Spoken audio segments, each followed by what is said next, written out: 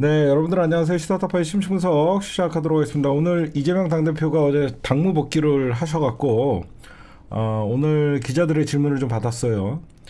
총선 목표가 151석이다.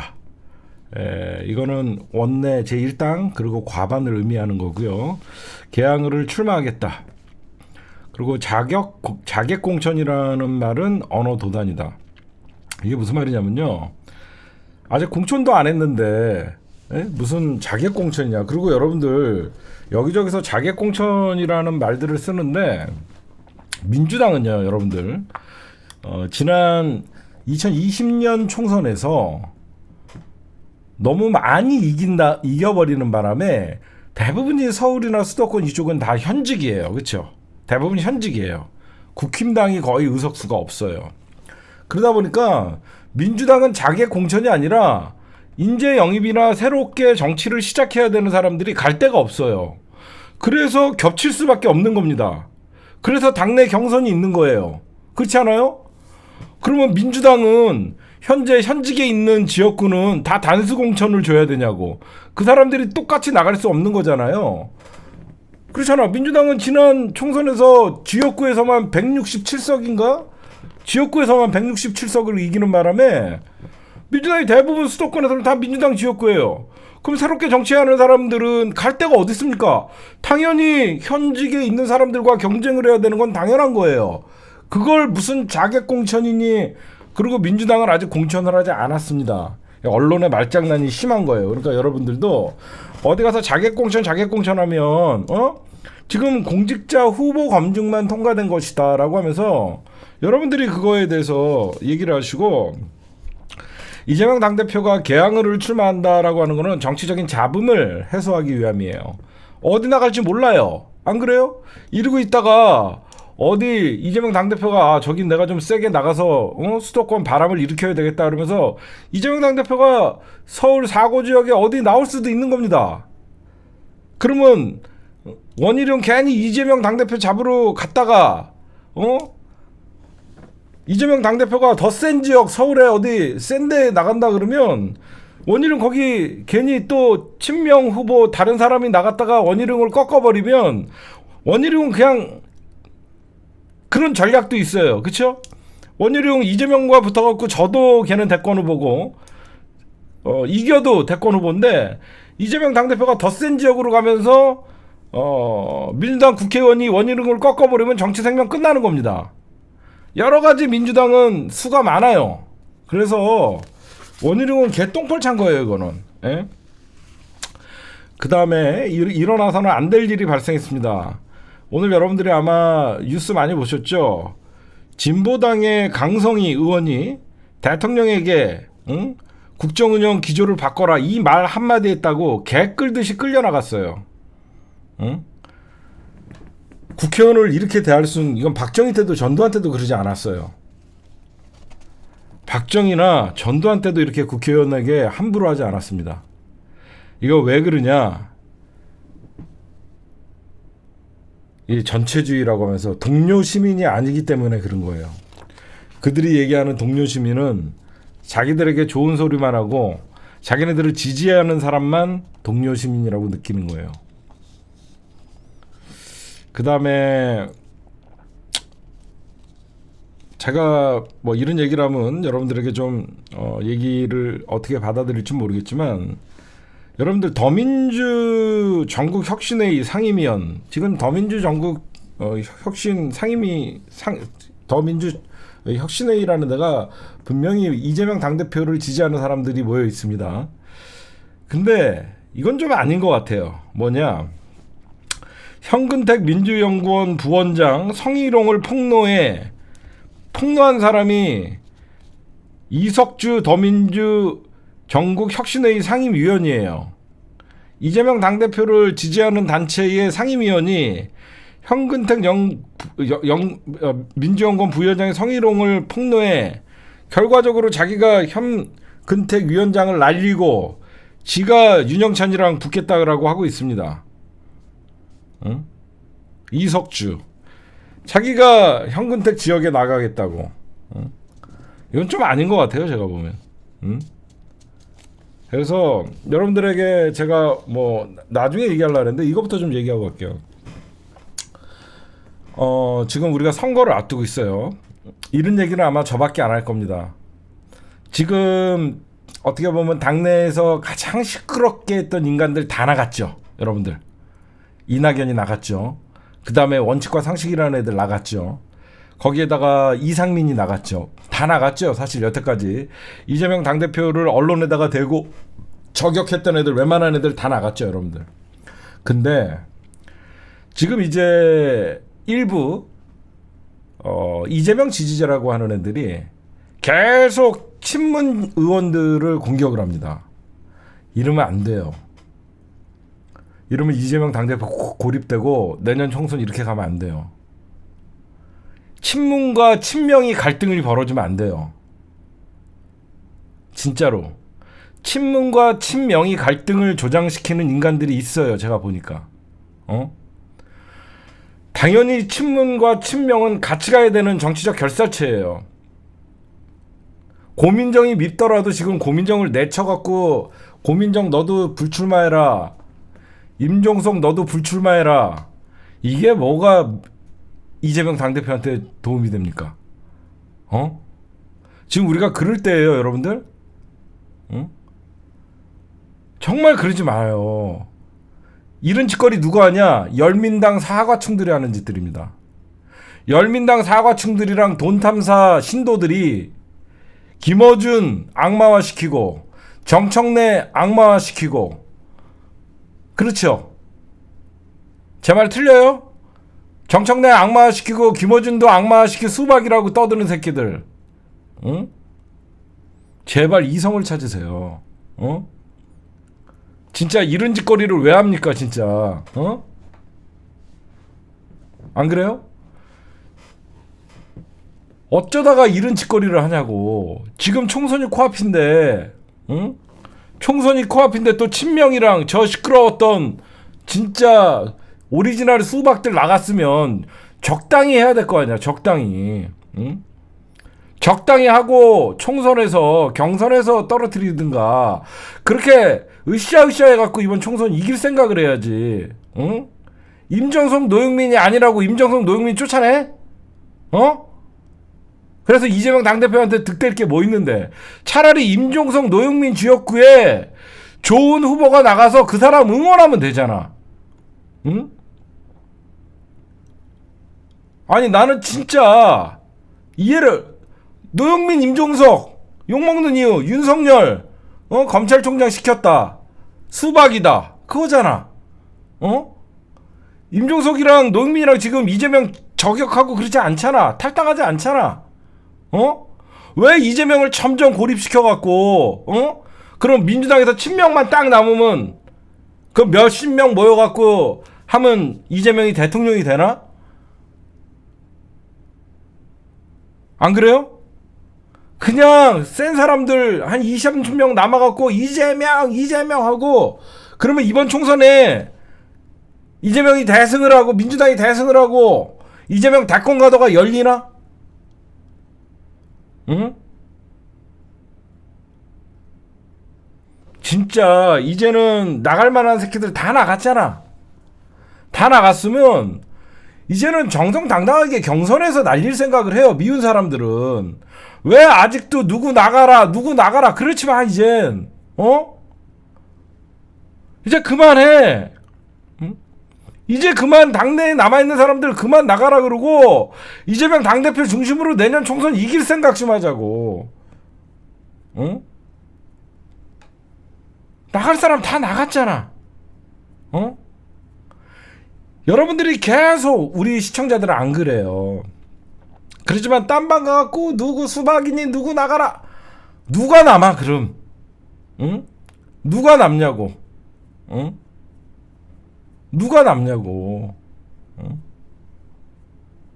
제발 더 이상 불안해요. 이러면 이재명 당대표가 제일 곤란한 거예요. 제일 곤란한 사람은 이재명 당대표예요. 이재명 임종석 나온다는데 못 나오게 한다고 안 나오나? 그럼 싸움밖에 더 돼요? 차라리 임종석 지역구에 좋은 후보를 내보내서 이제 임종석과 경쟁해서 떨어뜨릴 생각을 하면 안 돼? 그러면 자기도 아무 말 못할 거 아니야. 내가 이재명을 지지하고 내가 친명과 이재명을 하나로 만들고 싶어도 정말로 하는 짓들 보면 어쩌자고 저러는 건가? 어쩌자고 저렇게 무조건 다 나가라고 해서 어떻게 할 건가? 그냥 경선 치르러 갖고 여러분들 누가 마음에 안 들고 누가 좋은 사람인지 어느 정도 다 표가 났잖아. 제발 그러지 맙시다. 총선은 나와 조금 뜻이 달라도 민주당은 제가 옛날에 이런 말씀을 드렸죠. 정말 왼쪽에 있는 사상을 갖고 있는 정치인들, 우리 마음을 쏙 들게 하는 강한 발언을 하는 사람들도 있지만 우측에 있는 사람들도 있다. 그래서 민주당은 다양한 스펙트럼을 갖고 있기 때문에 중도를 흡수해야 되고 결국은 저 수구 세력들이 지배하고 있는 이 대한민국에서 우리가 중도 확장이라는 정책을 펼쳐갖고 대권이라는 권력을 짊어질 수 있다. 이제 이낙연 나갔고, 그쵸? 그 다음에 원칙과 상식이라는 애들 진짜 맨날 인터뷰해야 되고 아침 저녁으로 떠들었던 조응천, 김종민, 그 다음에 또 누구예요? 조응천, 김종민, 이원욱 이런 애들 나가고 이상민 나갔으면 이제는 제발 친명과 친문의 전쟁을 일으키지 마세요. 우리가 친문 후보들을 친명으로 만들 노력을 하자고요. 그쵸? 친문 후보를 우리가 친명으로 하자고. 처음부터 친명이 어디 있었어? 안 그래요? 처음부터 친명이 있었냐고. 어느 순간 이재명 당대표에게 매력을 느끼고 노무현 대통령을 좋아했던 분들, 문재인 대통령을 좋아했던 분들, 그런 분들이 다 한 명, 두 명씩 모이면서 이재명 지키자고 모여갖고 여러분들도 지금 친명 지지자가 된 거잖아요. 우리가 그렇게 마음에 들지 않는 의원들이 있어도 그런 사람들한테 노력하고 끊임없이 노력해갖고 친명 만들면 이재명 당대표를 욕하고 싶어도 이 사람들이 말을 못하고, 아, 이재명을 응원하면 그래도 지지자들이 많이 박수를 쳐주는구나, 그러면서 점점점 이렇게 해야죠. 어쩌자고. 그리고 여러분들 진짜 조심해야 되는 게 뭐냐, 친명이라고 다 좋은 사람 아닙니다. 내가 보면 이재명 파리하면서 진짜 친명이라고 하는 인간들 중에 반 이상은 쓰레기들 많아요. 진짜 이재명을 위하는 사람들은 정말 저런 짓거리 안 해요. 무조건 우리가 예전에도 친문 파리하는 사람들한테 속아갖고 이 지경이 된 거예요. 그쵸? 우리가 과거에 친문 파리했던 인간들 결국은 나중에 문재인 배신하고 그런 거 다 봤잖아요. 정말 친명이라 그래갖고 여러분들 다 좋은 사람도 아니고 친문이라 그래서 다 나쁜 사람도 아니잖아요. 그러면 우리가 적당히 보고 어떤 사람이 민주당에 더 도움이 되고 어떤 사람이 더 이재명 당대표의 대권 행보에 더 도움이 될 사람들인지 지지자들이 더 크게 보고 더 많은 사람들을 품을 생각을 해야지. 무조건 지지자들이 이재명 당대표 우리가 지킬 만큼 지키고 있잖아요. 이제는 이재명 당대표 아무도 못 건드려요. 이낙연 나갔죠. 원칙과 상식 나갔죠. 이상민 나갔죠. 그 누구도 그 당내 어떤 선거를 해도 친명이 아닌 사람은 민주당에서 당선될 수 없어요. 이 정도면 민주당 지지자들이 이재명 지키는데 올인했어요. 그러면 이제는 이재명을 진짜 지키려고 그러면 내년 총선 승리입니다. 이렇게 갈기갈기 찢어갖고 내년이래요 자꾸. 올해 총선 어떻게 할 거예요? 이렇게 갈기갈기 찢어놔갖고 올해 총선 어떻게 할 겁니까? 총선 90일 정도밖에 안 남았는데 올해 총선 어떻게 할 거예요? 이재명 당대표 총선 승리해야지 대권 행보 있는 거예요. 그쵸? 이재명 당대표님 총선을 반드시 승리해야지 중간평가고 대권에 가는데 아무 걸림돌이 않는 겁니다. 어떻게 하려고 그래요? 어떻게 할 거냐고. 제가 심층 분석하기 전에 요즘 이제 막 여기저기서 친문 후보들한테 공격들이 들어가고 있는데 나갈 놈들 다 나갔으면 우리가 지키고 싶은 사람들 지키고 우리가 좋아하는 분들 공천에서 탈락되지 않도록 더 응원하고 그분들 이번에 경선 통과해서 총선에 출마할 수 있도록 그렇게 지지하는 게 낫지 않을까요? 저는 그게 맞다고 생각해요. 여기저기서 친명이라는 이유만으로 억울하게 공천 탈락된 사람들, 우리가 그 사람들 살려내고 반드시 경선이라도 할 수 있게끔 만들어서 좋은 사람들이, 저는요 오늘 뭐 심층분석은 조금 이따라 하더라도 여야 할 것 없이 대한민국 정치가 가장 비판의 대상이 되는 거는요, 첫째 국민의힘 때문이고요, 둘째 좋은 사람이 정치해야 되는데 대한민국은 인플루언서들이 정치를 하려고 그래서 그래요. 대한민국의 정치개혁이 가장 시급한 것은 뭐냐, 좋은 사람이 국회에 들어가서 사람이 좋아야 돼요. 좋은 사람이 정치를 할 때 좋은 정치를 하는 거예요. 자기 이익만, 여러분들 가장 나쁜 정치, 특히 국민의힘이 제가 이 땅에서 사라져야 된다라고 얘기하는 왜 이유가 있습니다. 국민의힘의 정치적 어떤 이념은 어떤 거냐면 이익은 사유화합니다. 이익을 사유화하고 손실을 공유화해요. 응? 이익은 자기네들이 사유화해요. 손실은 국가적 낭비로 만들어버려요. 그래서 저는 좋은 사람들이 정치를 해야 된다는 거예요. 응? 저는 국회의원들의 세비가 많다고 생각하지 않아요.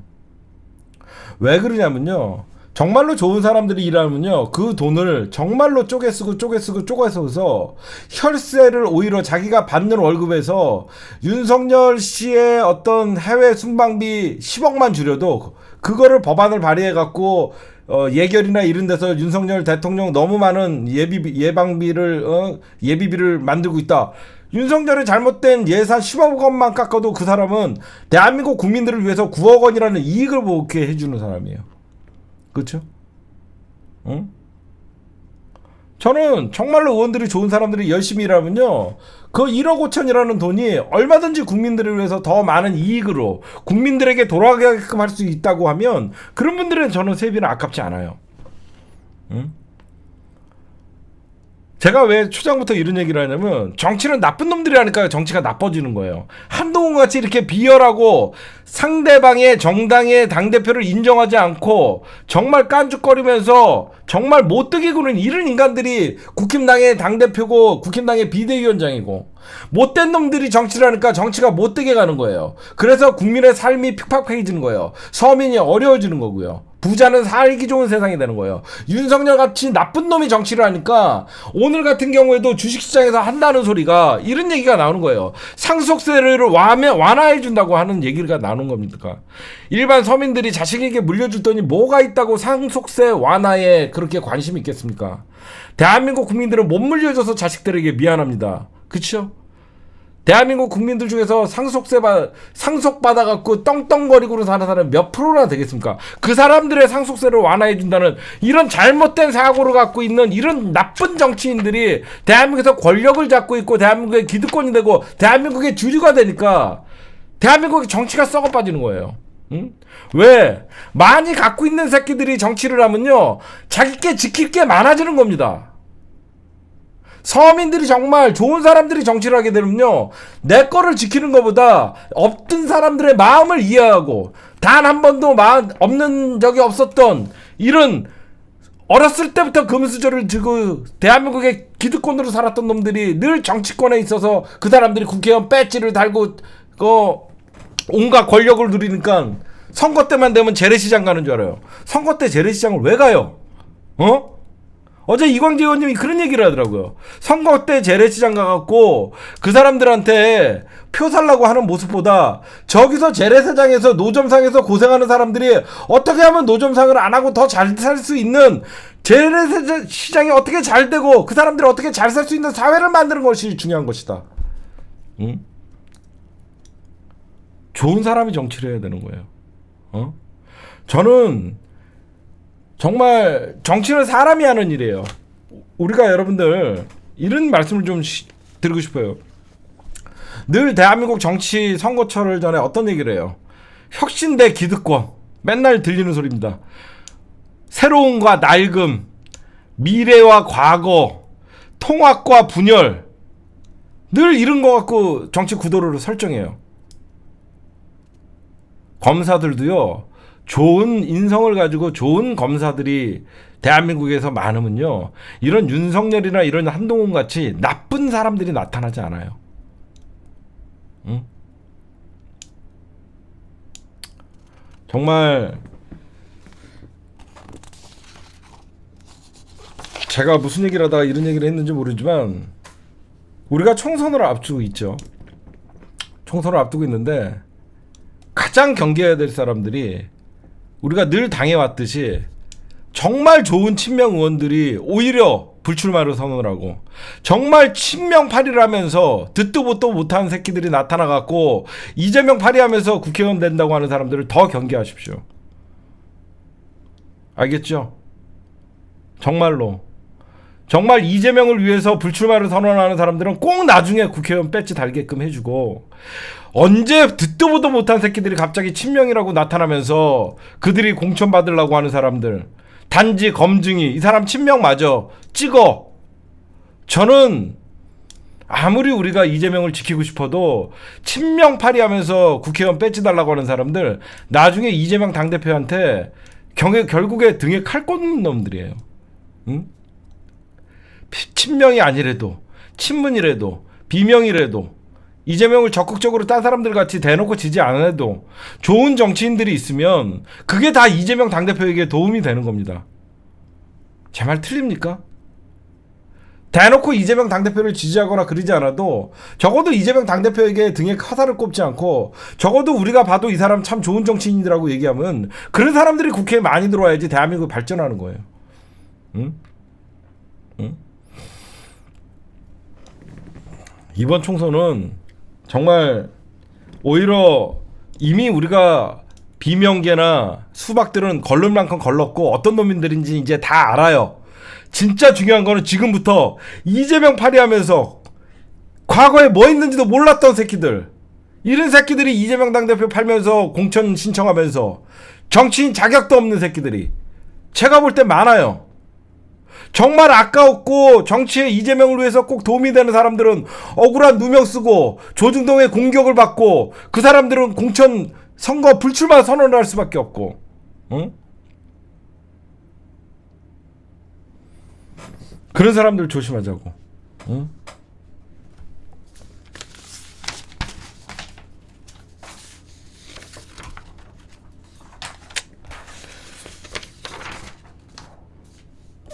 네, 딴 얘기 좀 하다가 또 갈게요. 여러분들 진짜 여러분 생각해보세요. 모두가 친명 이재명만 지키면 돼.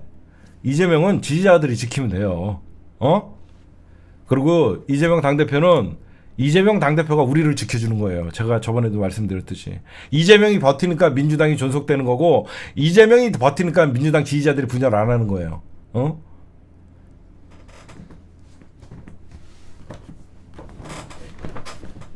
하여튼 할 말은 많지만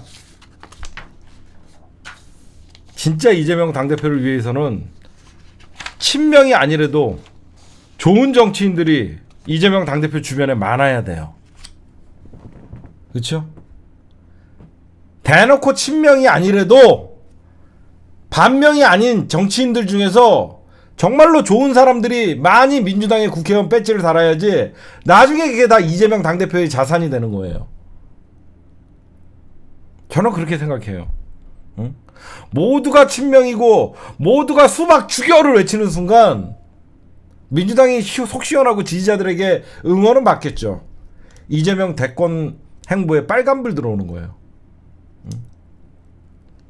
저는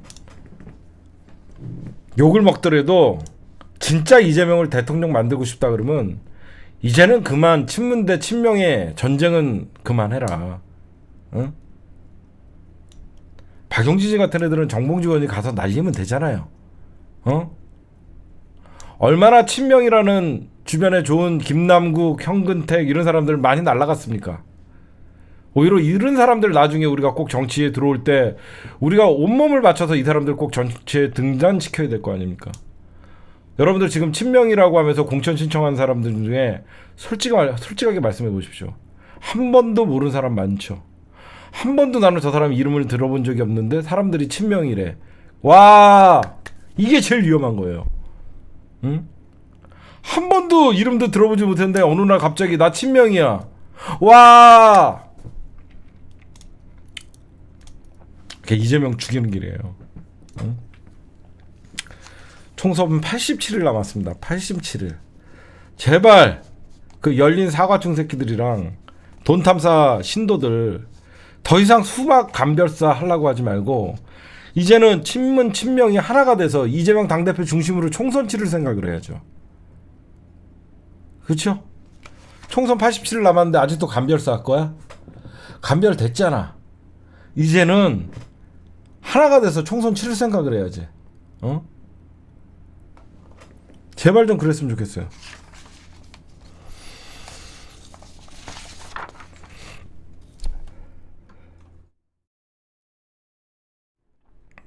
네, 여러분들 오늘 뉴스 좀 해설을 좀 해줄게요. 이준석이 아니나 다를까 제가 이준석은 는 경계해야 된다 그러죠. 이준석은 선거만 되면요 못된 버릇이 나와요. 이준석은 선거에 최적화된 성공한 일배예요. 이준석이 오늘 이런 얘기를 합니다. 노인 지하철 무임승차 폐지하겠다. 노인 지하철 무임승차 폐지하겠다. 왜 이런 발언을 했을까요? 응? 왜 이런 발언을 했을까요? 선거 앞두고 어차피 영남권의 국힘당 지지자들 노인들은 이준석 지지 안 하거든요. 청년들한테 오리라는 거예요. 지난 대선 때랑 똑같은 겁니다. 20대에서 민주당이 지지세가 강하니까 20대 남성이라도 끌고 오려고 여가부 폐지라는 짓거리를 했던 게 이준석이죠.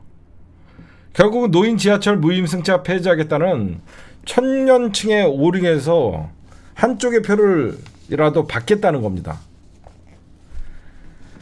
정치를 더럽게 배운 새끼예요.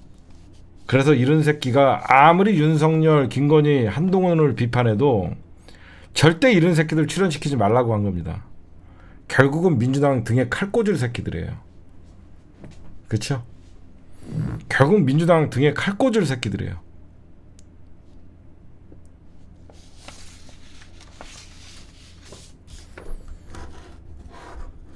여러분들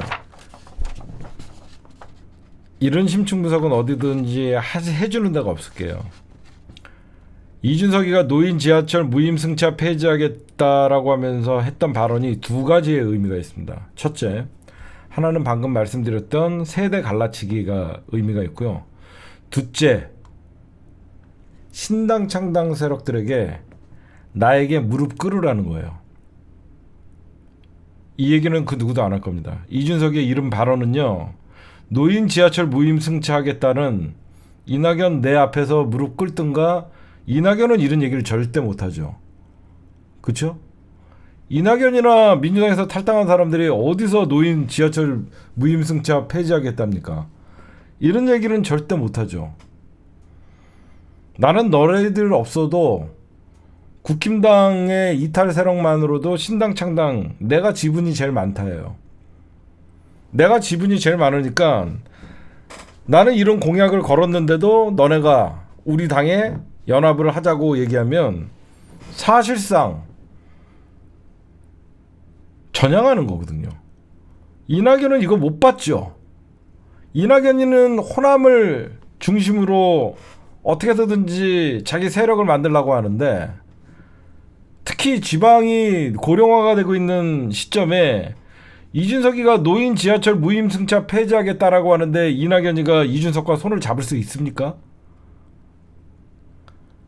이래도 내 밑으로 기어 들어올라 그러면 그 한마디로 충성맹세하고 들어오라는 겁니다. 응? 충성맹세하고 들어오라는 거예요. 응? 안 그러면 너희들 못 받는다는 거예요. 그래서 이준석이가 이낙연 호남 출마라는 거예요. 그게 무슨 말이냐? 이낙연 완전 개망신이죠. 야, 네가 현직이 있냐 뭐가 있냐. 이준석 생각은 이거예요. 이낙연, 너 민주당에서 사실상 쫓겨났잖아. 너 민주당에서 이재명 못 이기니까 밖에 나온 거 아니야? 너 그러면 나랑 합당하려 그러면, 너 신당 밑으로 들어올라 그러면 너 그래도 호남에서 어느 정도 표가 나와야지 우리한테 비례 의석 도움이 될 거 아니야. 네가 호남에서 어느 정도 득표를 하려고 그러면 네가 출마해야 되는데 너 혼자 왜 대권 행보해? 이겁니다. 응? 너 왜 너 혼자 대권 행보하고 뒷짐지고 있어? 남들은 다 신당창당해갖고 표라도 한 표라도 득표하려고 그러는데 너는 왜 네가 대권 후보야? 너 이제 민주당 후보 아니잖아. 너 그럼 호남에 광주라도 나가갖고 표 달라고 구걸해. 구걸해서 거기서 호남표라도 좀 흡수해야지. 내가 영남표 흡수할게. 네가 호남표 흡수해. 너 나가. 이겁니다. 그러니까 이낙연 뭐라고 하는지 아시죠? 어? 이 씨발 새끼들이 아무리 내가 죽어도 내가 국회의원 배지 달겠다고 광주로 나갈 수는 없지 않습니까? 이거예요. 이 새끼들이 나를 뭘로 보고 내가 광주 나간다고 국민들이 감동하겠습니까? 이거예요. 생각해보세요. 지난 대선에 민주당의 대선 후보였습니다. 그렇죠? 나름 거물이에요. 셀프 거물이죠. 나홀로 거물 흉내내고 국무총리 했다는 자가 탈당해갖고 고작 나간다는 게 광주라고 생각해 보십시오. 응? 고작 탈당해갖고 나간다고 광주라고 하면 뭐라고 생각하겠습니까? 응? 그랬더니 이낙연이가 너희들 나를 존나 잡밥으로 보는데 2월 말이나 3월 초면 많은 의원들이 우리한테 넘어옵니다. 씨발 새끼야. 이준석이 네가 가라. 지었고 안 나간다는 거예요. 안 나간다는 거예요. 그 원칙과 상식은 뭐라고 합니까? 대선 불출마. 그러니까 딱 맞죠, 여러분들. 제가 얼마 전에 원칙과 상식과 이준석이는 다이렉트로 붙을 수 있다. 원칙과 상식에서 먼저 뭐라고 얘기했어요? 대선 불출마 선언해라. 그러니까 이낙연 딱 입 닫잖아요. 나갈 거야 이 개새끼들아. 이렇게는 못하고 그냥 아무 대꾸 안 하죠. 그러면 여러분들 원칙과 상식에서 대선 불출마 선언하라라고 하는 건 뭐예요? 지역구 나가라는 소리예요. 응? 지역구 나가라는 겁니다. 원칙과 상식은 지역구 나가라는 소리를 다이렉트로 못하니까 대선 불출마 선언하십시오. 그러면 선택지가 뭐야? 국회의원밖에 없잖아. 대선 불출마, 원칙과 상식에서 대선 불출마 선언하라는 것은 원칙과 상식에서도 너 조금이라도 도움되려 그러면 호남에 너 출마하라는 거예요. 그러니까 이준석이 그러니까 당내 선후배 관계가 있으니까 원칙과 상식에서는 이낙연한테 대선 그래도 대권 후보였는데 총선 출마하라는 얘기를 못 하니까 대선 불출마라고 얘기를 했더니 대답 안 하니까 이준석이가 그럼 지역구 나가세요. 그렇게 한 겁니다. 그러니까 여러분들이 이게 보시면 그냥 노인 지하철 무임승차 폐지하겠다 이 얘기를 왜 하겠습니까? 이준석 이 여우가.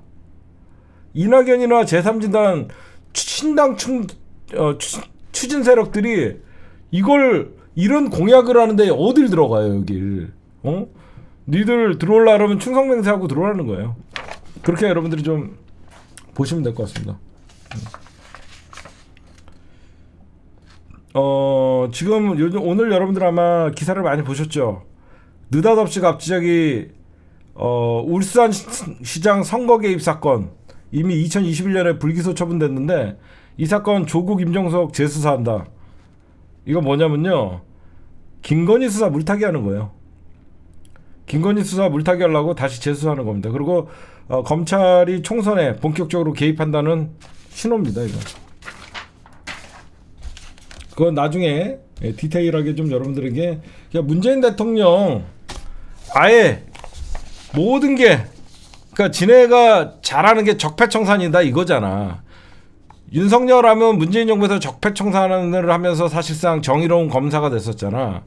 이번에도 총선을 앞두고 적폐청산한다 그러면서 그 적폐의 대상을 문재인과 민주당으로 잡은 거예요. 인간도 아니죠. 진짜 지방에 있던 새끼 중앙지검장 시키고 검찰총장 시켰더니 한다는 짓이 은혜를 원수로 갚는 새끼죠. 그냥 총선용입니다. 총선용. 더욱더 웃긴 거는 만약에 여러분들 재수사를 하는 게 있잖아요. 어떤 사건을 검찰이 재수사한다 그러면요. 새로운 증거가 나왔다던가 새로운 증언이 나왔다던가 이래야 되는데 그 어떤 변화도 없는데 뜬금없이 재수사를 하겠다.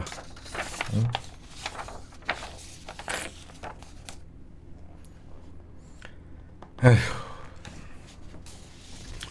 거기에 더 넘어가서 김정숙 여사까지 지금 수사 선상에 올렸습니다. 지금 이지랄 떨고 있어요.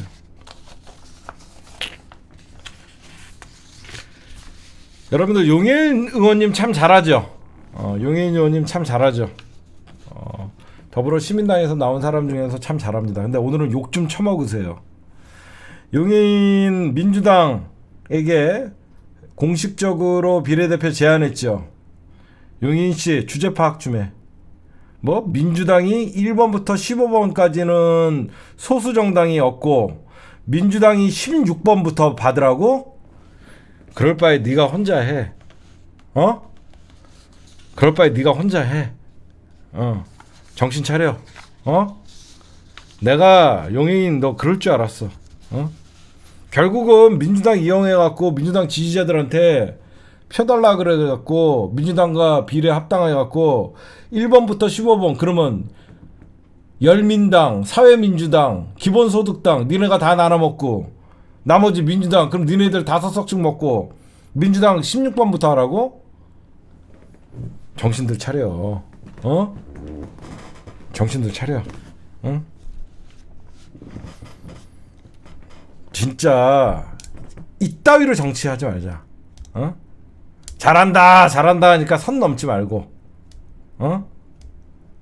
안 그래요? 잘한다 잘한다 하니까 선 넘지 말고. 그리고 뭐 기본소득당 플러스 사회민주당 플러스 열린민주당이랑 이미 연대를 사인을 했다고? 이보시오 용혜인씨, 열린민주당은 이미 민주당과 합당한 정당이에요. 정신 좀 차려요. 민주당이랑 열린민주당이랑 합당한 지가 언젠데 또 열린민주당이라는 손혜원 라인, 손혜원 팬클럽, 저는 그렇게 생각해요. 지금의 열린민주당은 그냥 손혜원 팬클럽들 남아있는데요. 제 말 틀립니까? 열린민주당 민주당이랑 합당했어요 안 했어요?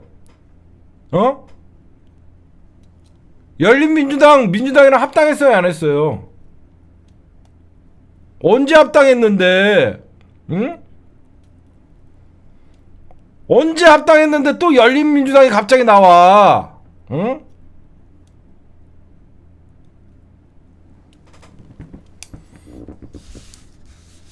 이럴 바에 민주당 대놓고 위성정당 만들자. 더불어 시민당 같이 민주당 대놓고 위성정당 만들어. 뭐가 무서워? 안 그래요? 대놓고 그냥 민주당 위성정당 만들어. 국민의힘은 대놓고 만드는데 우리를 왜 못 만들어? 15석을 달라고? 많이 받아야 20석 17, 18인데 그 민주당 비례의석 2석 가져가라고? 장난치냐?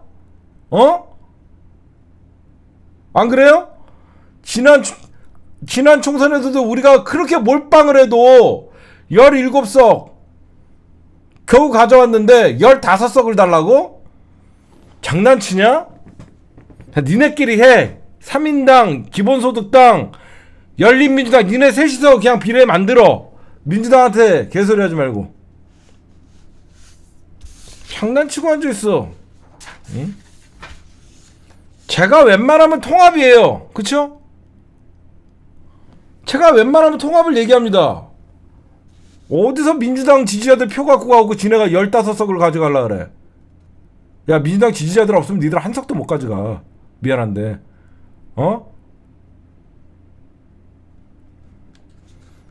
그냥 민주당 대놓고 위성정당 만듭시다. 개국당. 죄송합니다. 네, 이현주가 국민의힘을 탈당했습니다. 새로운 정치 모색할 것이다. 이거는 아마 이준석 신당에는 가지 않을 것이다 라고 하는 건 뭐냐면요, 자기도 당 만든다는 거예요. 새로운 정당 만든다는, 자기도 정당 만들어 갖고 다음에 연대한다는 소리예요. 결국 그래갖고 이준석 신당 가요. 봐요. 이현주가 이준석 신당 가나 안 가나 제 말 들어보세요.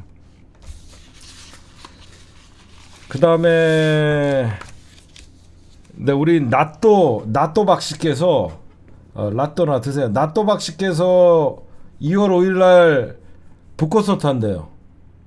근데 여러분들 예전에는요, 예전에는 박근혜를 욕할 때 되게 희열이 있었거든. 아니 여러분들 좀 사람이 전 되게 여러분들에게 솔직하게 말씀드리잖아.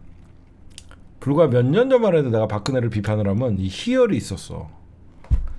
김건희라는 이 악녀가 있으니까 박근혜를 욕하는데 왠지 짠해 지금.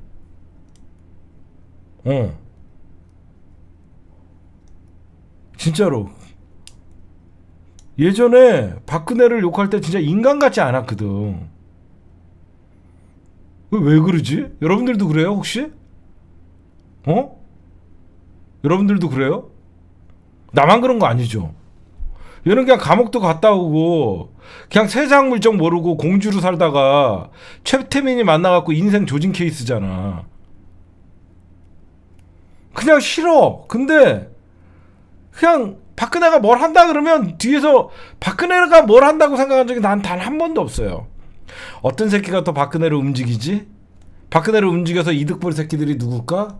친박 주호영, 유영아, 어떤 놈들이 갑자기 말도 못하는 제가 지금 그랬습니까? 죄송합니다. 구명조끼는 왜 안 입었대요? 나또나 쳐 드세요. 예. 갑자기 느닷없이 말도 못하는 박근혜다 데리고 5월에 북콘서트 한다는데 왜 그러냐면 여러분들 이거 왜 그러는 거냐면요. 지금의 윤석열이가 물갈이하고 싶어하는 새끼들 있죠. 윤석열이가 지금 용액관, 검액관, 영남 중진들이 지금이야 윤석열 라인으로 갈아탔는지 몰라도 대부분 여러분들 박근혜 라인이죠. 글쎄요? 이해가 가시죠? 지금 말을 안 해도 윤석열이가 바꾸고 싶은 것은 사실 과거의 박근혜 라인이란 말이야. 친박이었단 말이야. 근데 어떻게 보면 이 친박들이 가장 자기네들의 힘을 결집시킬 수 있는 게 아마 박근혜 회고록 북콘서트엔 친박 대거 출동할 겁니다. 여기에 조원진이 그래서 그러면 친박 공천의 경우에는 박근혜와 같이 붙겠다는 거냐 이게 되는 거거든요. 지금 그렇잖아. 사실상 지금 윤석열과 MB 라인은 같이 가고 있잖아. 윤석열과 MB 라인은 하나로 가고 있는데 사실 윤석열 정부에서 친박 라인은 잘 안 보이거든요. 그래서 이거는 누가 봐도 내가 보면 주호영 외 친박 라인들이 지금 결국은 여러분들 김기현이도 옛날에 친박이었잖아. 내 정권은 내가 지킵니다. 이거 있잖아. 난 나갑니다. 이거 있잖아. 가가멜. 걔도 옛날에 다 친박이었잖아. 응? 이런 애들 지금 날아가기 직전이잖아. 날아가기 직전이니까 어떻게 콘서트 한번 해주면 어떻겠습니까? 그러니까 최경환 그렇잖아. 최경환, 주호영 이런 애들 다 트리오잖아. 배우에. 응? 거기에 우병우도 여기 나올 거란 말이야 이번에. 우병우도 이 지역에 나온다는 소리가 많잖아요 여러분들.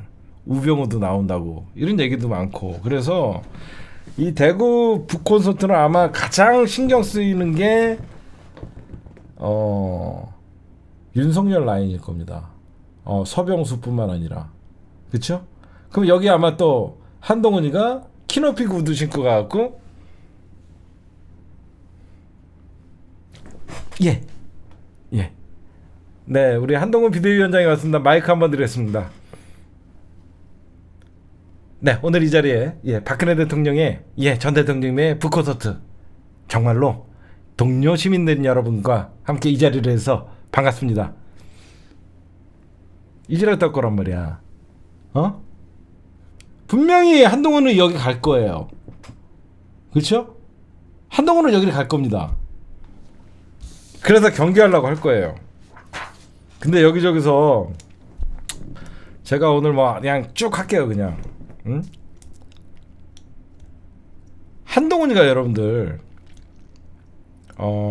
이재명 당대표나 민주당에 대한 깐죽대거나 약 올리고 못된 정치하는 건 잘하지만 지금 여러분들 가만 지켜보면요. 김건희 문제가 제가 늘 얘기하지만 이번 총선은 그냥 김건희 총선이에요. 그냥 이번 총선은 김건희 총선이 될 수밖에 없어요. 왜 그러냐면 국힘당이 여러분들 지금이야 가만히 있지만 선거가 다가오면 다가올수록 어때요? 점점 오늘 점점 이 뚝이 무너지고 있어요. 김건희 특검이라는 사실상 근기어가 조금씩 깨질 수밖에 없어요. 하태경, 김건희 본인이 직접 디올백 사과하라. 응? 국민의힘 얼마 전에 자살 공천 당한 사람 있죠. 한동훈이가 자살 공천한 사람. 김경률, 이수정, 하태경. 갑자기 여러분들 여기서 누가 등장하냐? 무대가 등장합니다. 무대. 김무성이는 그냥 움직이지 않아요. 여러분들에게 다시 말씀드리지만 아직도 아직도 국민의힘에서 가장 많은 조직을 동원할 수 있는 게 무대예요. 진짜로.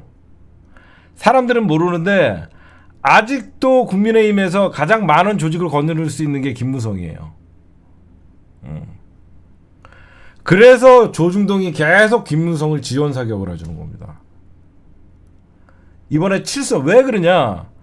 김무성이가 나와야지 계속 김건희 특검 받아라 하면서 조중동의 언어를 조중동의 하고 싶은 말을 김무성의 입을 통해서 해주는 거예요 지금. 응? 지금 그러는 거예요. 응? 왜 그러면 검찰은 김무성이를 못 건드리냐? 김무성 집안을 보십시오. 검찰 라인이 있을 것 같습니까? 없을 것 같습니까? 여러분들 옛날에 내가 김무성 집안에 대해서 집안 이력을 보여준 적이 있죠. 재벌, 판사, 검사, 집안 자체가 조상은 친일, 재벌, 자기의 딸의 남편은 누구, 재벌과 검사와 누구 다 엮여 있어요. 김무성이. 응? 못 건드려요. 응? 그냥 법조 카르텔, 재벌 카르텔, 조중동 다 연결돼 있어요. 그래서 대놓고 김무성이가 지금 나올 타이밍이 아니잖아 원래. 그렇잖아요. 김무성이가 지금 나올 타이밍이 아니잖아. 조중동이 계속 김무성이를 치켜 세우는 거야. 응? 영도구 출마. 왜 그러냐? 지금 검핵관, 용핵관 얘네들이 무턱대고 지금 막 하태경 지었고 황보승이 지었고 너도나도 가갖고 깃발 막 꽂고 있어. 지금 너도나도 그냥 검사 출신들 누구 막 그냥 용핵관 용화대 출신들 나가서 막 깃발 꽂고 있어 부산에다가. 그랬더니 갑자기 무대가 이러면 안 돼. 이건 아니지. 이러면 안 돼. 이러면 아니지. 라고 하면서 계속 조선일보와 함께 대한민국의 김무성은요. 대한민국 기득권에 정점이 있는 애들이에요. 고마해라. 선 넘었다. 이렇게 하는 거죠. 그래서 이런 얘기가 나오는 겁니다, 여러분들. 그래서 점점점 아마 제가 궁금한 건 뭐냐면 김건희 특검에 대해서 이제는 입을 다물 수는 없어요. 왜? 민주당 여러분들 너무 재밌죠? 민주당 봐봐. 재의결 얘기도 안 하잖아. 민주당은 뭐야? 딱 이 가슴에 칼을 딱 품고 언제 이 새끼들이 위기가 오나 이러고 있는 거야. 민주당은 히든 카드 하나를 딱 조커를 잡고 있어. 이 새끼들이 언제 싸우나. 재표결 하면 거기서 끝나는 거거든요. 응? 그럼 왜 이런 게 가능하냐면 이게 여러분들 자세히 보시면 김건희 디올백 사과라고 지금 나오죠. 특검 얘기가 안 꺼내죠. 디올백만 사과라고 얘기합니다. 지네는 나름 선을 지키죠. 응? 그때는 오늘 한동훈이가 이런 얘기를 해요. 국민들이 걱정할 부분이 있다라고 얘기를 해요. 굉장히 한동훈 입장에서 김건희에 관한 얘기를 걱정할 부분이 있다라고 얘기하는 것은 사실상 처음이에요.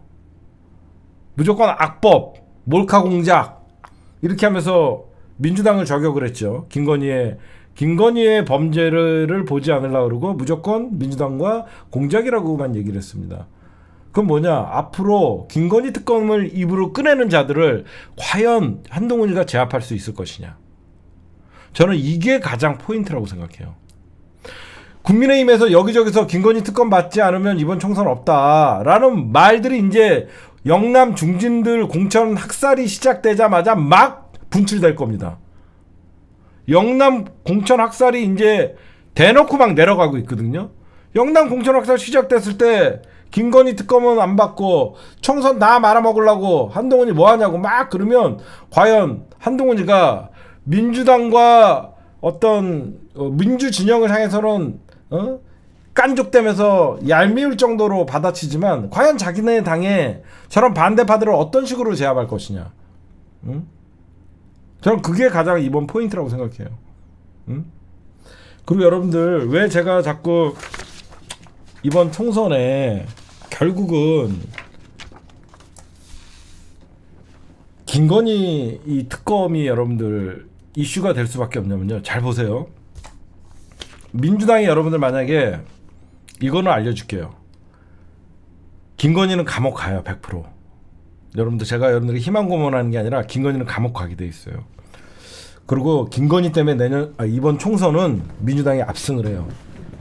이유는 김건희 특검이 재표결에서 만약에 부결된다고 하십시오. 그렇죠? 통과가 안 된다고 생각해봐.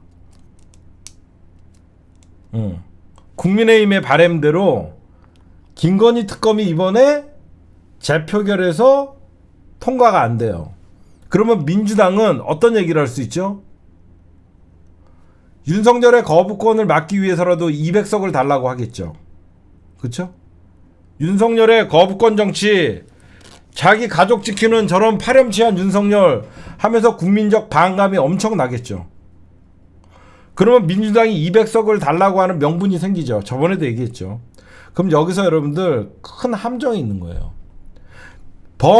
여러분 잘 보세요. 범민주진영이 만약에 180석을 얻었다고 치고 190석을 얻었다고 쳐요. 이준석 신당이 15석을 얻었다고 칩시오. 어떻게 되는지 아세요? 총선 끝나고 김건희 특검은 재발이 돼요. 민주당은 김건희 특검이 부결되면요, 저희에게 200석을 주십시오. 총선 끝나고 다시 김건희 특검 재발이 하겠습니다라고 하면 되는 거예요. 김건희 특검을 재발이하고 결국 그 특검을 해서 윤석열 탄핵까지 가는 거예요. 그래서 김건희 특검은 지금 막는다고 막히는 게 아니에요. 그렇죠? 그래서 민주당이 만약에 이번에 진짜 이 히든카드를 썼는데도 저쪽이 만약에 부결을 시켜도 끝난 게 아닙니다. 응? 진짜 끝난 게 아니에요. 김건희는 지금 김건희가 제가 요즘 그런 생각을 했어요. 오늘은 심층 분석이 이거 뭐고 이거는 여러분들 내일 여러분들 그냥 뉴스 찾아보고 제가 평소에 갖고 있던 정치적 소신이나 그런 얘기를 좀 할게요. 제가 무슨 얘기 하려고 그랬죠? 이번 특검이 이번 특검이 부결돼도 많은 사람들은 그러니까 김건희가 갑자기 사라졌죠. 그래서 하나는 김건희가 특검 재발의하기 전까지는 나타나지 않을 것이다. 그런 얘기를 합니다. 저는 그렇게 생각하지 않아요. 김건희는 지금 공천 작업하고 있어요. 아마 김건희에 대해서 목소리를 수백 번 들은 내가 보면 김건희는 지금 누군가와 공천 작업하고 있어요. 김건희는 공천을 작업할 인간이지 지금 특검 정도를 김건희가 두려워할 애가 아니에요. 전 진짜 그렇게 생각해요. 여러분들도 갑자기 그런 생각 들죠? 김건희가 특검을 두려워하고 그랬다 그러면 윤석열이가 정권 잡고 나서 조신하게 했겠죠. 갑자기 여러분들 저희 당은 정말 국민공천 시스템 공천으로 그 누구도 피해보지 않는 그런 공천을 하겠습니다. 금방 얘기해놓고 갑자기 경률아 자살 공천 너 여기 나가 정청래랑 붙어. 지가 공관위원장이야? 시스템 공천한다 그러더니 갑자기 마포울 가서 경률아 너 여기 나가서 죽어 그냥. 그거 좋다고 갑자기 김경률 공천 받았다. 아니 나는 깜짝 놀랐어. 무슨 시스템 공천 막 이런 얘기를 막 하더니 그냥 지가 말하면 그 자리에서 공천이야. 나 살다가 여러분들 공천이라는 게요 적어도 김경률을 공천을 하려고 그러면요 그 전날 그 당협위원장한테 저희가 여기는 전략 공천을 하기로 했습니다 다 조정을 해요. 근데 갑자기 마포울 즉석에서 너 공천 씨발 나가서 죽어 그냥. 이게 죽는 덴지 사는 덴지도 모르고 김경률 와 나 공천 받았다 씨발 나는 윤핵관이다 이러고 앉아있어요 병신이. 응? 그 누가 공천했을 것 같아? 내가 볼 때는 김건희가 야 저 새끼 뭐? 김건희 특검 받으라 그랬다고? 동훈씨 저 새끼 죽여. 어떻게 죽일까요? 제일센데 보내. 마포를 정청래 보내면 되겠습니까? 마포 보내서 죽여버려. 알겠습니다. 갖고 대 경률아 너 마포 나가. 그거 아니야. 응? 제가 그때 그랬잖아요. 여기를 공천받고 좋아할 새끼가 있나? 이거 도라이 아닌가? 내가 그 생각을 했어요. 응? 어떻게 민주당에서 가장 당대표 이재명 다음에 가장 민주당에서 민주당 나온 사람 마포울에다가 공천해주고 전략 공천 1호래. 응? 근데 죽으라고 보냈는데 좋아하는 새끼는 뭐야? 에휴, 내가 그랬잖아. 딴 사람들은 뭐 정청래한테 뭐 김경률이 되냐 그랬을 때 저 김경률 여러분 생각해봐요. 잘 생각해보십시오. 정말로 윤핵관이고 윤석열에게 도움이 되고 아끼는 사람이면 여러분 같으면 용산 보내겠어요? 비례 주겠어요? 비례 주죠. 그쵸? 김경률이 진짜 윤석열에게 도움이 되고 국민에게 도움이 되는 사람이면 당연히 비례 줘서 이 사람 반드시 국회 보내려고 하겠죠. 근데 얘 얼마 전까지 좌파 새끼였어. 얼마 전까지 좌파였는데 저런 새끼는 언제 또 배신할지 몰라 라고 하니까 여태까지 조국 흑 썼으면서 검찰 많이 편 들어줘서 그래도 그냥 있을 순 없다. 야 그러면 그냥 적당히 그 사약 내려 사약 진짜. 그랬더니 김건희가 사약 내린 거야. 그것도 모르고 공천 받았다고 좋아하고. 그래서 여러분들 진짜 생각해 보시면 특검을 받아도 죽고 안 받아도 죽죠. 그렇죠? 방금 제가 말씀하듯이 특검 끝난 게 아니에요. 이번에 민주당이 의석수가 모자라갖고 특검이 거부되는 순간 이번 총선 끝나자마자 범민주진영 플러스 그래서 여러분들 이준석이가 여우새끼예요. 이준석이가 계속 윤석열 한동훈 때리면서 특검법 받으라고 떠드는 겁니다. 무슨 말씀인지 아시겠죠? 국민의힘 안에서도 김건희 특검은 받아야 된다는 세력들이 많잖아요. 그래서 이 여우가 계속 디올백 사과하라 특검법 만약에 부결되면 또 발의하겠다 이렇게 떠드는 겁니다. 다 이유가 있어요. 정치는. 그래놓고 오늘 여러분들 김무성이가 이러잖아. 명품백 수수 죄송하다고 사과하지 않겠나. 기다려봐야죠.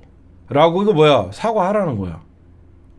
이게 갑자기 뜬금없이 이번 정치, 여러분 생각해보세요. 김무성이 진짜 산전수전 공중전 옥새 들고 나르시에 별거 다 했어요. 그러면 오랜만에 쉬다가 정치 등단하면 진짜 얘가 국회의원이 되고 싶다 그러면 윤석열에게 지원적인 잘 보이는 말을 하겠죠. 응? 윤석열에게 잘 보이는 말을 하면서 내 공천 방해하지 말라고 그런 뉘앙스를 부리죠. 근데 김무성이가 등장하자마자 명품백 사과해라. 대국민 사과 압박을 하는 건 뭐예요? 조중동의 힘이에요. 배경엔. 응? 그러니까 여러분들이 그런 것 좀 아셔야 되고, 그 다음에 제가 늘 말씀드렸지만 절대 이번 총선은 병립형으로 가면 한동훈과 국민의힘에 낚이는 거다. 정말 이거는 그렇게 가면 안 된다라고 얘기했는데 오늘 드디어 이재명 당대표께서 명분과 실리 균형 찾겠다. 준연동형을 유지하겠다는 걸 얘기한 겁니다. 명분과 실리. 명분은 뭐예요? 범야권과 비례 위성정당을 검토하겠다라는 거고요. 거기에 실리는 뭐야? 용인이 같이 1번부터 15번까지 달라 그러면 안 하겠다는 거예요. 그래서 지난 더불어 시민당 같이 민주당 위성정당을 만들겠다는 겁니다. 제가 얘기했잖아요. 병립형 가는 순간 민주당 총선 끝나자마자 모든 화살은 윤석열이 아니라 이재명 당대표한테 날라온다고. 그래서 이재명 당대표가 명분과 실리 균형 찾겠다라는 것은 이제는 균형은 무슨 말이냐면요. 당내의 반대 세력들. 당내에 계속 준연동형 주장했던 이탄 의원, 많은 사람들이 그렇게 하면 안 된다라고 얘기했던 사람들, 그 사람들에게 이제는 균형을 좀 주고, 명분도 있고, 그 다음에 실리는 뭐예요? 민주당이 만든다는 거예요.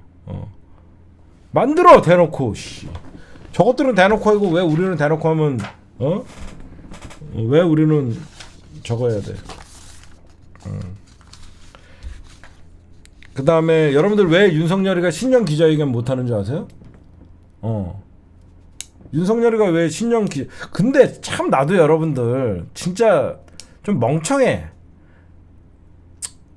좀 얕게 그냥 김어준이 병립형 밀고 좀 인플루언서, 그러니까 메이저들이, 그리고 뭐 민주당에서도 병립형 얘기하고 그러면 그냥 그 사람들이랑 그냥 김어준 총수랑 이렇게 같이 한 배 타고 그냥 병립형으로 가야 된다 이래도 되는데 난 못하겠더라고 그런 거를.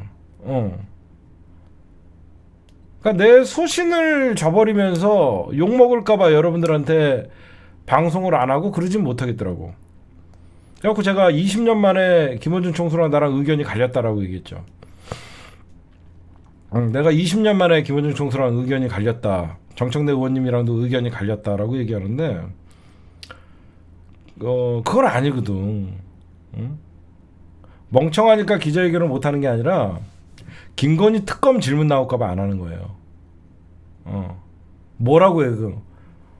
그거는 악법입니다. 이미 제 와이프의, 제 아내의 그 사건은 문재인 정부에서 이미 다 탈탈 턴 사건입니다. 그때 검찰총장이 윤석열 총장 아니었습니까? 저였습니까?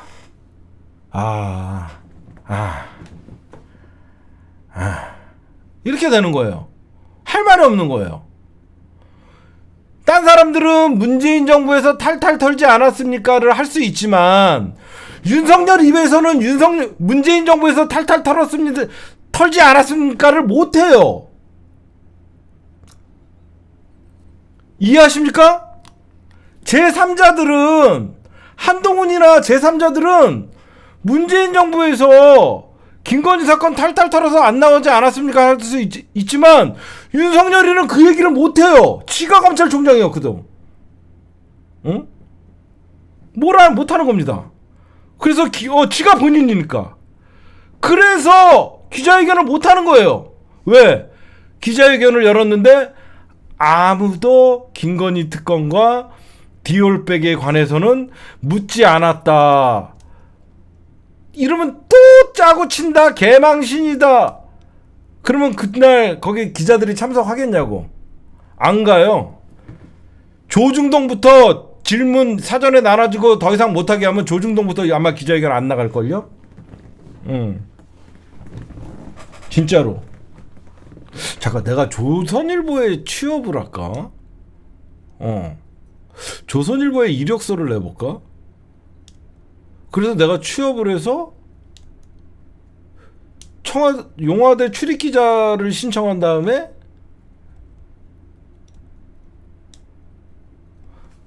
조선일보에 출입기자를 하면 안 받아줄걸요.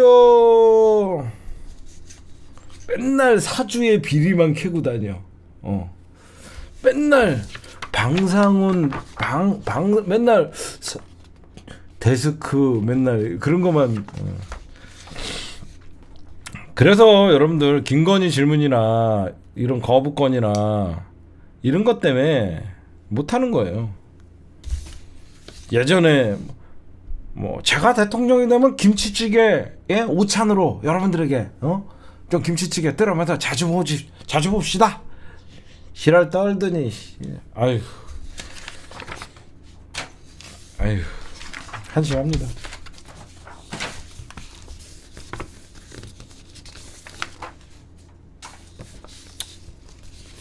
그다음에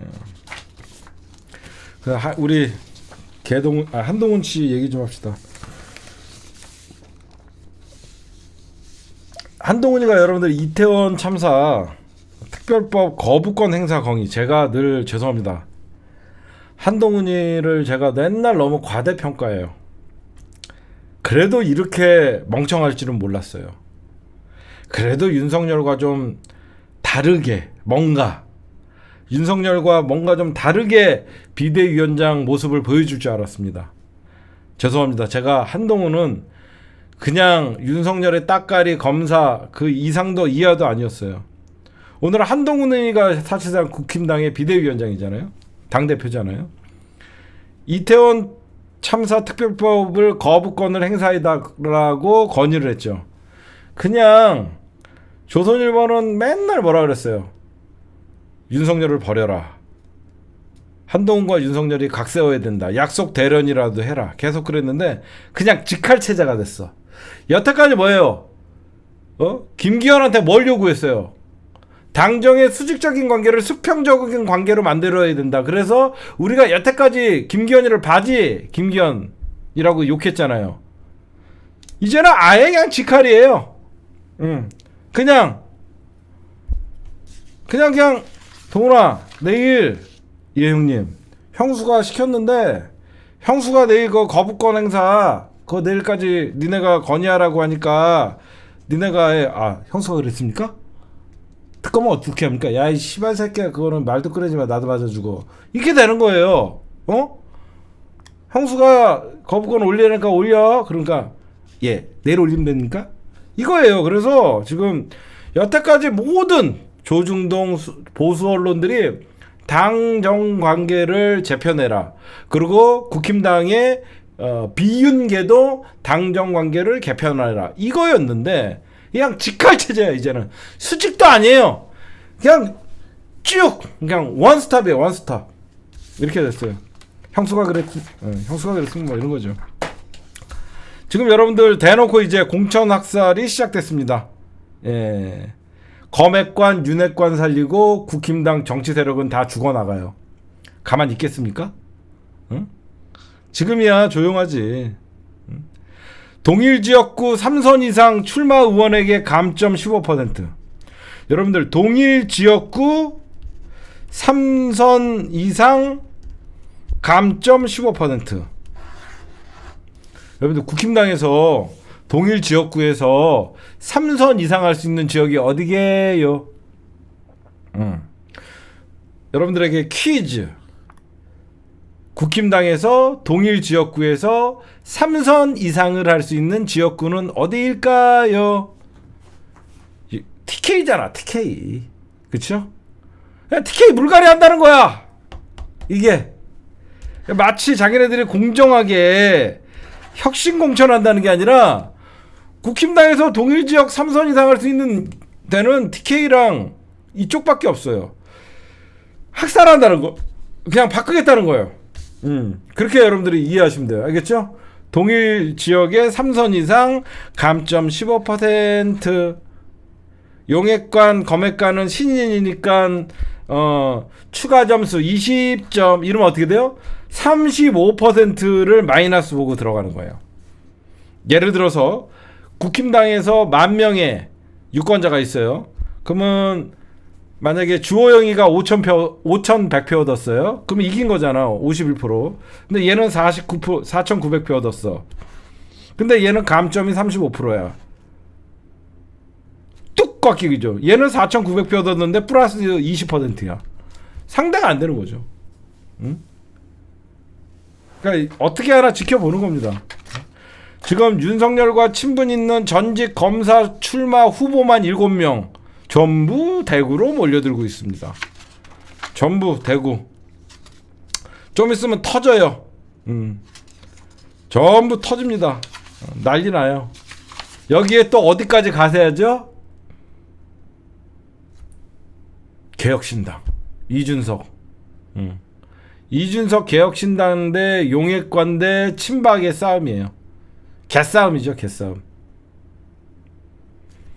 이준석의 개혁신당, 용액관, 거기에 친박 세력들이 셋이서 개싸움 나는 거죠.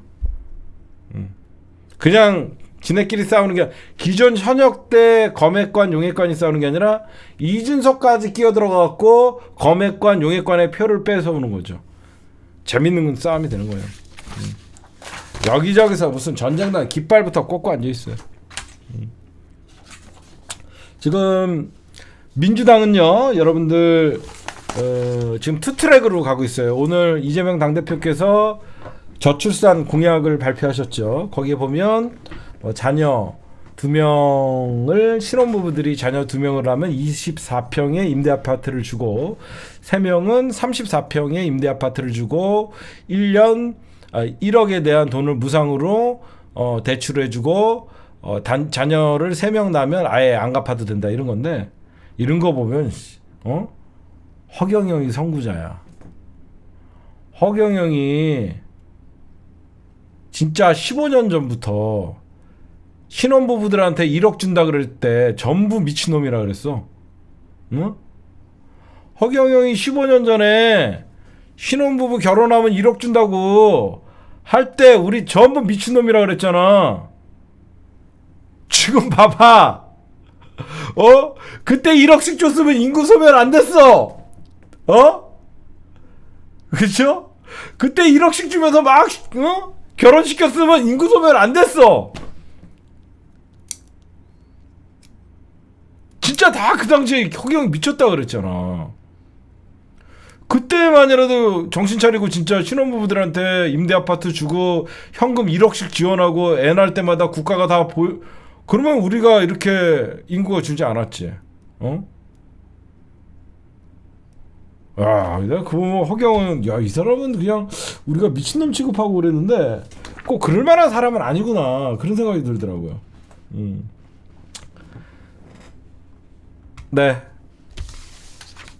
이제 마지막으로 남북 문제 좀 얘기할게요. 중요한 거. 제가 오늘 남북 문제 어떤 거를 좀 말씀드릴 거냐면요, 윤석열이 아니라 코리아 디스카운트를 얘기했습니다. 한국의 어떤 불안 요소나 우리나라가 뭐 발전하는데 저의 요소가 코리아 디스카운트라고 얘기했는데, 대한민국에서 가장 디스카운트는 윤석열이죠. 그렇죠? 윤석열 자체가 대한민국의 경제 발전, 외교, 안보 모든 거에 저의 요소예요. 응? 그러니까 윤석열 자체가 대한민국의 장애물이에요. 장애물. 제가 보면 지금 보시면요, 우리 증시가 여러분들 사실 올해 신년 들어서 맥을 못 치거든요. 주식 투자하시는 분들 있죠. 증시가 주식 투자하시는 분들 잘 아시겠지만, 여기 주식 투자하시는 분들 많아요. 주식 투자하시는 분들이 가장 기본적인 건 뭐냐면요, 시장의 불확실성이에요. 그렇죠? 시장은 불확실한 거에 대해서 돈을 갖고 있는 사람들은 절대 투자하지 않아요. 그러니까 외국인 자본들이 이탈하는 거는요, 대한민국 시장의 불확실성이에요. 그럼 왜 그런 불확실성이 있다 보니까 외국인 투자가 빠져나가냐? 가장 중요한 게 지정학적 요인인 남북 문제예요. 그렇죠? 남북이 여태까지 안전장치였던 무슨 안전핀을 전부 뽑아버리고 북한과 남한이 지금 서로 적대국이라고 표시를 하면서 일촉즉발의 상황을 만드니까, 여러분들 같았으면 내전 100조를 한국 주식시장에, 한국 기업에 처박았는데 전쟁 나면 끝장나는 거 아닙니까? 누가 거기 투자하려고 그래요? 그러니까 지정학적 요인도 가장 크고요. 두 번째, 윤석열이가 주둥이로만 늘 얘기하는 자유시장 경제 체제. 자유라는 말 정말 많이 하죠. 모든 연설을 할 때마다 자유시장 묻은 자유 쳤죠. 윤석열이가 주둥이로는 자유를 외치지만요, 윤석열이가 제일 많이 하는 게 노사정 관계에 개입을 하고 기업 인사에 개입하고, KT나 포스코, 외국인들이 주식을 50% 이상 갖고 있는 기업들의 인사에 개입을 하고 그냥 관치 정치하고 있는 거예요. 관치 정치. 대한민국의 국민은행, 우리은행, 산업은행 빼고 그래도 전부 민간 자본에 의한 은행들이죠. 물론 주식들이 뭐 국민연금에서 갖고 있을 수는 있지만, 왜 일반 은행들의 금리니 이자니 왜 정부가 그걸 단속합니까? 안 그래요? 왜 정부가 그걸 단속해요? 자유시장 경제라며. 왜 이자 많이 걷어들였으면 빨리 국민들한테 나눠주라고. 그게 공산당이지. 그게 자유시장 경제예요? 응? 지금 결국은 윤석열이가, 여러분들 우리나라 증시가 안 좋다 그래갖고 작년에 어떤 짓거리 했어요? 공매도 금지시켰죠. 공매도 금지시켜갖고 우리나라 주식시장이 좋아졌어요? 정말 이렇게 공매도를 어떤 세력이, 그러니까 무차익 공매도라 그래갖고 자기 돈을 맡기지도 않고 표시되지도 않는 주식을 불법적으로 무차익 공매를 해갖고 때리는 이런 놈들을 단속할 생각을 안 하고, 무조건 공매도 없애면 총성령 정책 쏟아냈다가 지금 주식시장 올랐냐고요. 응? 그냥 하루 좋았었죠. 하루. 외국인들이 볼 때는 이게 뭐야? 얘네들 뭐 하는 거지? 정말 법치를 강조하면서 가장 윤석열은 위험하고 불공정하고 부정부패가 많은 정부예요. 정부가 시장에 부당 개입하는 게 가장 시장의 불확실성을 높여주는 거거든요. 응? 저는 대한민국의 가장 큰 리스크는 윤석열이다. 그런 말씀을 드리면서 남북 문제 그리고 도란프 얘기 좀 할게요.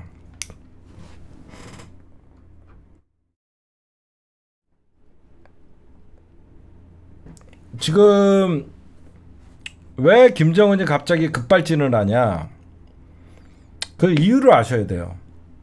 김정은이가 급발진하는 이유는, 그러니까 미국의 어떤 직접적인 대화를 이끌어내려는 것도 있지만, 결국은 북한과 러시아가 우크라이나 전쟁을 통해서 여태까지 외면받던 북중러라는 삼각 동맹이 형성돼서, 여태까지 문재인 정부 때는 북한을 고립시켰어요. 오히려 문재인 대통령이 남북 관계를 잘 풀어나가면서 오히려 중국과 러시아가 북한 문제에 대해서 신경을 안 쓰면서 오히려 중국과 러시아가 북한을 견제했었어요. 근데 이제 문재인 정부가 아닌 윤석열 정부에서 북한을 적대시하고 한미일 북중러라는 새로운 신냉전 체제가 되다 보니까 중국과 러시아가 북한과 손을 잡을 수밖에 없는 상황이 돼버린 거예요. 그랬더니 여태까지 고립됐던 김정은이는 이때다 싶어갖고 남한에다가 적대국이라는 과감한 얘기를 하고 무력 도발을 하겠다는 엄포를 놓으면서 내부 결속을 일으키는 거예요. 지금 내부 단속을 시키면서 경제 발전을 하려고 하는 겁니다. 여태까지 중국과 러시아가 국제 유엔의 제재에 따르면서 사실상 북한은 홀로서기였어요. 이제 북한이 러시아에 어떤 군사적 지원을 해주고 무기, 재래식 무기를 대주고, 지금 여러분들 북한은 최고의 호황기를 가지고 있어요. 내부 결집용, 전쟁도 불사하겠다라고 하면서 느슨해진 북한 내부의 그런 기강이나 이런 것들을 전쟁감을 고조시키면서 북한을 내부 결속을 일으키고, 거기에 러시아와 중국과 더욱 친밀하게 지내면서 중국에게는 경제적 의존을 하고 러시아에게는 군사적 지원을 하고 받고, 거기에 이제 우리나라는 진짜 윤석열은 정말 윤석열이 멍청한 게, 북한이 도발을 하면 몇십 배 갚아준다는 얘기를 막 떠들죠. 그렇죠? 만약에 북한이 도발하면 1000배, 10,000배로 갚아주겠다 막 이런 얘기를 합니다. 누구 믿고 합니까? 미국 믿고 하는 거예요. 미국이 여러분들의 한반도 전쟁을 지금 원할까요? 절대 원하지 않아요. 지금 미국은 우크라이나와 러시아와의 전쟁, 그리고 가자지구의 전쟁도 벅차갖고 죽으려고 그래요. 그렇죠? 지금 미국은 대선이 이미 시작됐어요. 미국에서 오하이오주를 시작으로 도란프가 지금 바람을 일으켜갖고 사실상 도란프를 이길 수 있는 정치 세력이 없어요. 공화당의 대선 후보는 이미 도란프예요. 90몇 개의 범법적인 기소 사유가 있지만 그거에 미국은 전혀 신경 쓰지 않고 도란프에 지금 사실상 독주가 시작됐어요. 제가 어떤 얘기를 할 거냐면요, 제가 여태까지 문재인 정부 때는 도란프를 여러분들에게 응원했습니다. 윤석열 정부의 도란프는 무서운 사람이에요. 진짜 제가 여러분들에게 어떤 이런 얘기를 할 줄 몰랐죠. 여러분들은 도란프를 제가 응원할 줄 알았죠. 도란프가 대통령이 되는 순간 대한민국은 어떻게 되냐면, 아예 미국이라는 우방 자체가 약해져요. 그게 무슨 말이냐? 도란프는 기본적으로 남의 나라 전쟁에 끼고 싶지 않아 합니다. 그리고 북한과의 문제는 이제는 윤석열 정부를 끼고 할 필요가 없게 됐어요. 그러다 보니까 김정은도 이제 더 이상 문재인 대통령을 봐서라도 남북미라는 어떤 이런 3자 회담을 통해서 김정은이가 사실상 그 동족이라는 얘기를 하면서 평화를 갖지만, 결국은 윤석열 정부에서 저런 극단적인 어떤 이런 한미일 북중러의 이 정책은요, 결국은 윤석열 입장에서는 이제는 돈을 갖고 한미 방위비 분담금이 수십조가 늘어나도 도란프는 우리나라 군대를 공짜로 우리나라 돈으로 있을 수가 할 수 없어요. 도리도리 네가 돈 다 내세요. 얼마나 내면 됩니까? 한 100조 내세요. 100조면 됩니까? 이게 돼요, 여러분들. 진짜.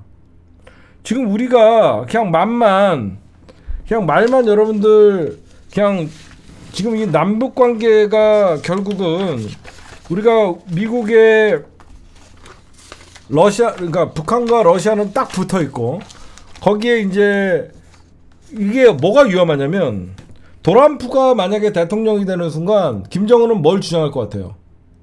도란프가 대통령 되는 순간 김정은은 핵 보유국으로 인정해 달라고 합니다. 그렇죠? 김정은은 핵 보유국으로 인정해 달라 그러면 도란프는 북미 수교 맺어버리면 더 이상 북한이 핵을 갖고 있어도 자기네들에게 위협적인 존재가 안 돼요. 그럼 어떻게 돼요? 대한민국 낙동강 오리알 되는 겁니다. 도란프 입장에서는 어차피 니네들 우리가 인정 안 해도 핵 있잖아. 그냥 니들 깡패짓 하지 말고 까불지만 마. 도란프를 해줘요. 북미 수교 맺어버리고, 트럼프 어떤 정책 펼칠 것 같아요? 트럼프나 바이든이나 공통점은 중국을 견제한 건 맞아요. 트럼프는 오히려 북한을 지원하면서 중국과 북한을 거리를 두게끔 하겠죠. 그쵸? 트럼프는 오히려 북한과 우호적인 정책을 펼치면서 북한과 중국을 이격시킬 거예요. 응? 뭐하러 트럼프가 한미 북승려 이렇게 하면서 굳이 신냉정 체제를 만들어 갖고, 신냉정 체제는 뭐예요? 미국이 전 세계의 경찰 노릇을 다시 한다는 거잖아요. 트럼프는 안 하잖아요. 아프가니스탄에 파견돼 있던 군대도 전부 철수시키고, 야, 전시작전권 빨리 니네 가져가. 저희가 지금 가져오면 됩니까? 빨리 가져가. 그럼 형수한테 잠깐 물어봐도 되겠습니까? 물어봐 빨리 등신아. 형수가 뭐래요? 전시작전권 가져오래요? 진짜 이거예요, 여러분들. 그래서 이게 진짜 제가 걱정하는 거는 트럼프가 돌아오면 결국은 미국이 전 세계의 경찰 노릇하는 게 힘이 쇠퇴가 될 수밖에 없고, 결국은 한미 동맹이 약화될 수밖에 없고, 그러면 한미 동맹이 약화됐다라는 타이밍에 북한은 핵무기 보유국을 주장할 것이고, 그러면 대한민국은 미국만 믿다가 진짜로 북한이 핵무기를 보유하게 되는 것이고, 남북 간의 군사 불균형이 일어나게 되고, 제가 이걸 보는 거예요. 그러니까 결국은 지금 윤석열이나 김정은이나 적대적 공생관계라고 하면서 우리가 늘 얘기는 하지만, 나중에 보면 전부 손해는 대한민국이 봅니다.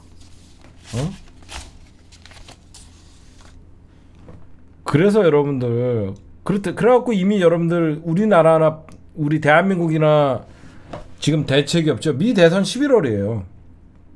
미 대선 11월이에요. 전 세계가 지금 어떻게 하고 있냐면 트럼프와의 외교는 어떻게 할 것인지 미리 다 준비하고 있습니다. 진짜로. 우리나라나 아직도 바이든 바이든이야 날리면이나 이런 전 세계에 개망신 당하는 이런 짓이나 하지, 이미 미국 외에 다른 나라 국가들은요 트럼프가 됐을 경우에 외교 전략을 이미 다 세우고 있어요. 우리나라는 오로지 바이든 미국에다가 돈 갖다 바치고 일본 따까리 노릇을 하고 독도 내줄 기세로 한미일 군사동맹만 하면, 거기서 미국이 나는 우리나라 군대를 외국에서 파견하기 싫어요. 전부 컴백홈, 주한미군 철수. 어떻게 할 건데? 응? 그거 유튜버들이 나라 지킬 거야? 자유총연맹이 나라 지킬 거야? 김상진이랑 안정권이가 나라 지킬 거야? 정신들 차려 이 새끼들아. 이미 일본은 북한과 적대적인 관계인 척해도 뒤에서는 뭐라는 줄 알아? 진짜 윤석열이 멍청한 게요, 한미일 북중나하면서 일본은 북한과 계속 끊임없이 대화를 하면서 무슨 얘기예요? 납북자 문제 해결해달라 그래요. 그럼 뭐예요? 일본이 진짜 북한과 적대적인 관계나 겉으로만 미국의 바이든 정부의 스탠스에 맞춰서 적대적 관계를 보여줄 뿐이지, 일본은 뒤에서는 자기네들의 목적은 일본인 납북자 문제 해결하는 겁니다. 우리나라만 뭐예요? 저 새끼들은 쏴버리면 그냥 우리 세대 쏴 새끼. 저 새끼들이 미사일 대포 200발 쏘면 우리는 600발 쏴버려. 원시가 그냥 네가 그냥 조져버려. 이거예요. 미국 믿고 그러다가 진짜로 진짜 전면전 붙으면 미국이 좋아할까? 미국이 도와줄까? 정신 차려야 되는 거예요. 그럼 미국은 어떻게 할 것 같아요?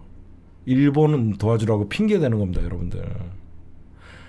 남과 북이 전면전이 휴전전선에서 진짜 교전이 발생하고 좀 전쟁이 포가 막 날아가고 다니고 그러면요, 미국 안 껴요.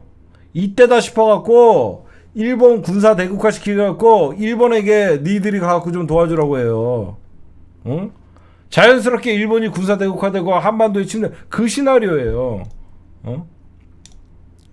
지금 우리는 전쟁 두 군데서 하고 있으니까 야 조시다 네가 가갖고 이 새끼야 좀 도와줘 이 새끼야. 니네 F-35도 많잖아. 조시다 하이 저도 좋댔으면이다. 저도 좀 있으면 날아가면이다. 나도 날아가 이 새끼야. 10월달이면. 윤석열 저는 잘못하면 올해 탄핵됩니다. 내년에 못벌이 새끼들끼리 모여갖고 한미일 동맹하면 되냐고 그게. 응? 내년에는 보지도 못할 새끼들 셋이 모여갖고 한미일 삼각동맹하면 그게 되냐고. 응? 아 진짜 속 터져서 진짜. 응? 하여튼 제가 이렇게 우습게 얘기했지만요. 그만큼 한반도에서는 과거에는 우리가 전 세계에서 도란프를 미친놈이라고 해도 그래도 진심있게 종전선언만큼은 다가갔었잖아요.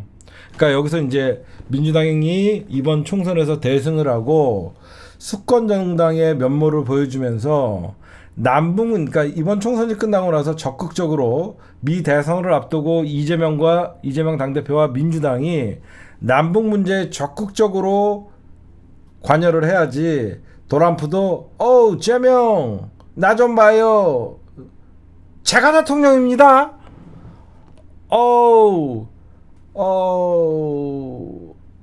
나는 윤석열을 몰라요. 나는 문재인만 알아. 너는 몰라. 이렇게 되는 거예요. 그래서 여러분들 제가 농담같이 얘기지만 총선 끝나고 진짜 이재명 당대표와 민주당이 앞으로 대한민국의 수권정당이라는 모습을 보여줘야만 야당 말이 민주당의 펜타곤에 영향이 가는 겁니다. 이제 미국에 가장 잘 알죠. 총선에서 민주당이 대승을 했다. 사실상 식물 정부다. 그러면 윤석열의 요구를 받아주겠습니까? 안 받아주죠. 오히려 미래의 권력인 민주당과 여러 가지 협상을 하겠죠. 그러면 트럼프가 대통령이 되자마자 문재인 정부의 정통성을 이은 이재명 당대표와 민주당의 의원님들이 트럼프를 직접적으로 면담을 하고 미 상원을 만나면서 남북 문제를 민주당이 해결해야 돼요. 총선 압승으로 민주당이 남북 문제를 해결하는 모습을 보이면 누가 봐도 이제 민주당이 한반도의 평화는 잘 할 것이다. 그러면 트럼프가 얼마나 여운데. 트럼프가 딱 볼 때 성렬이는 제가 볼 때는 한 4달밖에 안 남은 것 같고 진짜 그래서 제가 보면 민주당이 이번은 총선 승리 그 다음에 남북 문제를 회복시키기 위해서 가장 먼저 미국의 어떤 상원 그리고 하원 그쪽에 많이 해야 될 것 같아요 여러분들. 오늘 한 번도 안 쉬고 거의 2시간을 얘기했네요. 오늘 방송 여기까지.